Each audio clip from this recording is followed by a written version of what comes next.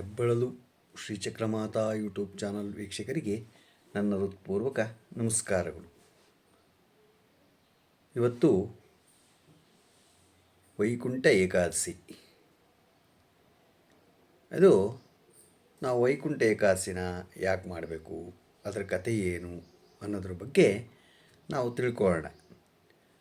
ಧನುರ್ಮಾಸದಲ್ಲಿ ಬರುವ ಅಂದರೆ ಸಾಮಾನ್ಯವಾಗಿ ಮಾರ್ಗಶಿರ ಅಥವಾ ಪುಷ್ಯ ಮಾಸದ ಶುಕ್ಲ ಪಕ್ಷದ ಏಕಾದಶಿ ಎಂದು ವೈಕುಂಠ ಏಕಾದಶಿ ಆಚರಣೆ ಮಾಡ್ತೀವಿ. ಅಂದು ವೈಕುಂಠದ ಉತ್ತರ ಬಾಗಿಲು ಮೂಲಕ ನಾರಾಯಣ ಮುಕ್ಕೋಟಿ ದೇವತೆಗಳಿಗೆ ದರ್ಶನ ನೀಡುತ್ತಾನೆ ಎಂಬುದು ಪ್ರತೀತಿ ಇದೆ.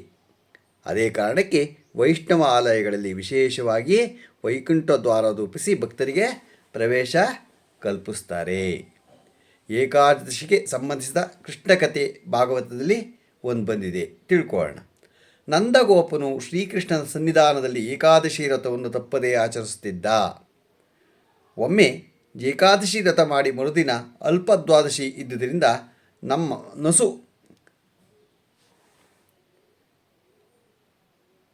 ನಸುವಿನಲ್ಲಿಯೇ ಯಮುನಾ ನದಿಯಲ್ಲಿ ಸ್ನಾನಕ್ಕೆ ಇಳಿಯುತ್ತಾನೆ. ಯಮುನಾ ನದಿಗೆ ಹೋಗಿ ಸ್ನಾನಕ್ಕೋಸ್ಕರ ಹಿಡಿತಾನೆ. ಆ ಸಮಯ ಇನ್ನೂ ರಾಕ್ಷಸ ಸಂಚಾರ ಕಾಲವಾಗಿರುತ್ತದೆ. ಅದರಿಂದಲೇ ರಾತ್ರಿ ಹೊತ್ತು ನದಿನಲ್ಲಿ ಸ್ನಾನ ಮಾಡಬೇಡಿ ಅಂತ ಹೇಳೋದು. ರಾತ್ರಿ ಕಾಲದಲ್ಲಿ ನದಿ ಸ್ನಾನಕ್ಕೆ ಹೋಗಬಾರದು. ಆ ತಪ್ಪಿಗೆ ಶಿಕ್ಷೆಯಾಗಿ ವರುಣನ ಭೃತ್ಯನೊಬ್ಬ ನಂದಗೋಪನನ್ನು ಎಳೆದುಕೊಂಡು ವರ್ಣಲೋಕಕ್ಕೆ ಬರುತ್ತಾನೆ. ಇತ್ತ ನಂದಗೋಪ ಸ್ನಾನಕ್ಕೆಂದು ನದಿಗೆ ಹೋದ. ನಂದಗೋಪ ಬಾರದೇ ಇದ್ದುದರಿಂದ ಗೋಪಾಲಕರೆಲ್ಲ ಚಿಂತಿತರಾಗಿ ಕೃಷ್ಣ ಬಲರಾಮನಿಗೆ ತಿಳಿಸ್ತಾರೆ. ಶ್ರೀಕೃಷ್ಣನು ವಿಷಯ ತಿಳಿದವನಾಗಿ ಎಲ್ಲ ಗೋಪಾಲಕರಿಗೆ ಅಭಯವನ್ನು ಕೊಡುತ್ತಾನೆ. ಕೃಷ್ಣಾವತಾರದಲ್ಲಿ ತಂದೆಯಾದ ನಂದಗೋಪನನ್ನು ಕರೆತರುವುದಾಗಿ ಗೋಪಾಲಕರಿಗೆ ತಿಳಿಸಿ ವರ್ಣಲೋಕಕ್ಕೆ ಹೋಗುತ್ತಾನೆ. ವರ್ಣಲೋಕದಲ್ಲಿ ಶ್ರೀಕೃಷ್ಣನನ್ನು ನೋಡಿದ ವರುಣ ಸಂತೋಷದಿಂದ ಬರಮಾಡಿಕೊಳ್ಳುತ್ತಾನೆ. ತನ್ನ ಸೇವಕನಿಂದ ಆದ ಪ್ರಮಾದವನ್ನು ಕ್ಷಮಿಸುವಂತೆ ಶ್ರೀಕೃಷ್ಣನಲ್ಲಿ ಪ್ರಾರ್ಥಿಸುತ್ತಾನೆ.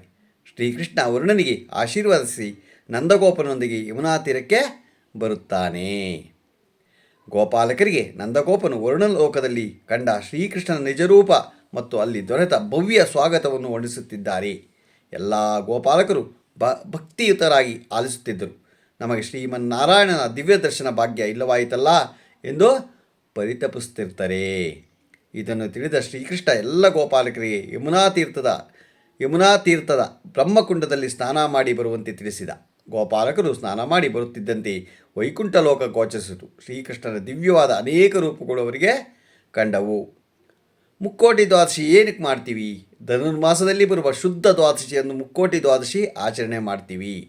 ಏಕಾದಶಿಯು ಮರುದಿನ ದ್ವಾದಶಿ 33 ಕೋಟಿ ದೇವತೆಗಳು ಅಂದು ತಿರುಮಲದ ದೇವಾಲಯ ಪಕ್ಕದಲ್ಲಿರುವ ಸ್ವಾಮಿ ಪುಷ್ಕರಣಿಯಲ್ಲಿ ತೀರ್ಥ ಸ್ನಾನ ಮಾಡುತ್ತಾರೆ. ಆದ್ದರಿಂದ ಮುಕ್ಕೋಟಿ ದ್ವಾದಶಿ ಎಂದು ಹೆಸರಾಗಿದೆ. ಯಾವ ಕ್ಷೇತ್ರದಲ್ಲಿ ವಿಷ್ಣುವಿನ ದರ್ಶನ ಮಾಡಿದರೆ ಶ್ರೇಷ್ಠ? ಸ್ವಯಂ ವ್ಯಕ್ತ ಕ್ಷೇತ್ರಗಳಲ್ಲಿ ಮಹಾವಿಷ್ಣುವಿನ ದರ್ಶನ ಮಾಡುವುದು ಶ್ರೇಷ್ಠ. ಅವುಗಳು ತಿರುಮಲ, ಶ್ರೀ ಮೂಷ್ಟಂ, ತೋತಾದ್ರಿ, ಶ್ರೀರಂಗ್ ಇತ್ಯಾದಿಯಲ್ಲಿ ಮಾಡಲಾಗದಿದ್ದರೆ ವೈಷ್ಣವ ಸಂಪ್ರದಾಯ ದೇವಸ್ಥಾನಗಳಲ್ಲಿ ಕೂಡ ಮಾಡಬಹುದು. ವೈಕುಂಠ ಏಕಾದಶಿ ಎಂದು ಆಚರಣೆ ಮಾಡ್ತೀವಿ ಅಂದರೆ ಧನುರ್ಮಾಸದಲ್ಲಿ ಬರುವ ಶುಕ್ಲ ಮಾಸದ ಏಕಾದಶಿ ಸಾಮಾನ್ಯವಾಗಿ ಮಾರ್ಗಶಿರ ಅಥವಾ ಪುಷ್ಯ ಮಾಸದಲ್ಲಿ ಆಚರಣೆ ಮಾಡ್ತೀವಿ. ನಾವು ಅವತ್ತು ಉಪವಾಸ ಮಾಡಬೇಕು. ಭಗವಂತನಿಗೆ ಅವತ್ತೊಂದು ದಿನನಾದರೂ ನಾವು ಉಪವಾಸ ಮಾಡಬೇಕು. ಆದರೆ ನಾವೇನು ಮಾಡ್ತೀವಿ? ಉಪವಾಸನೂ ಇಲ್ಲ, ಏನಿಲ್ಲ. ಅದಕ್ಕೆ ತಕ್ಕಂತೆ ಊಟಕ್ಕೆ ತಕ್ಕಂತೆಗಿನ್ನ ಇನ್ನೂ ಜಾಸ್ತಿನೇ ತಿಂಡಿಗಳು ಮಾಡಿಕೊಂಡು ತಿಂತೀವಿ. ಆದರೆ ಅದು ಸ್ವಲ್ಪ ಮಾತ್ರದಲ್ಲಿ ನಾವು ತಿಂದು ಅವತ್ತಿನೇನಾದ್ರೂ ಭಗವಂತನಿಗೆ ಸ್ವಲ್ಪನಾದ್ರೂ ನಾವು ಭಕ್ತಿ ತೋರಿಸ್ಬೇಕು. ಗೊತ್ತಾಯ್ತಾ? ತಿಂದು ಹೊಟ್ಟೆ ತುಂಬ ಇದನ್ನೆಲ್ಲ ಅದನ್ನು ತಿಂದುಬಿಟ್ಟು ಇದೆಲ್ಲ ಅವತ್ತಿನ ದೇವರ ಧ್ಯಾನ ಮಾಡಿಕೊಂಡು ಕೂತ್ಕೊಂಡ್ರೆ ನಮಗೆ ಯಾವ ಹಸುವೂ ಗೊತ್ತಾಗಲ್ಲ. ಗೊತ್ತಾಯ್ತಾ? ಇವತ್ತು ನಾವು ವೈಕುಂಠ ಏಕಾದಶಿ ಇದೆ. ಎಲ್ಲರೂ ದೇವರ ವೆಂಕಟರಮಣ ಸ್ವಾಮಿ ದೇವಸ್ಥಾನಕ್ಕೆ ಹೋಗ್ಬಿಟ್ಟು ಬನ್ನಿ. ನಿಮಗೆಲ್ಲ ದೇವರು ಎಲ್ಲರಿಗೂ ಆಯುಸ್ಸು, ಆರೋಗ್ಯ, ಐಶ್ವರ್ಯ ಎಲ್ಲರಿಗೂ ಕೊಟ್ಟು ಕಾಪಾಡಲಿ. ದೇವರು ಕಲ್ಯಾಣಾದ್ಭುತ ಗಾತ್ರಾಯ ಕಾಮಿತಾರ್ಥಪ್ರದಾಯಿನೇ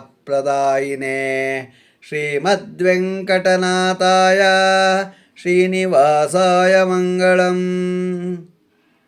ನಮ್ಮ ಹೆಬ್ಬಳಲು ಶ್ರೀಚಕ್ರಮಾತಾ ಯೂಟ್ಯೂಬ್ ಚಾನಲ್ ಯಾರು ಸಬ್ಸ್ಕ್ರೈಬ್ ಆಗಿರೋ ದಯಮಾಡಿ ಸಬ್ಸ್ಕ್ರೈಬ್ ಆಗಿ, ಲೈಕ್ ಕೊಡಿ.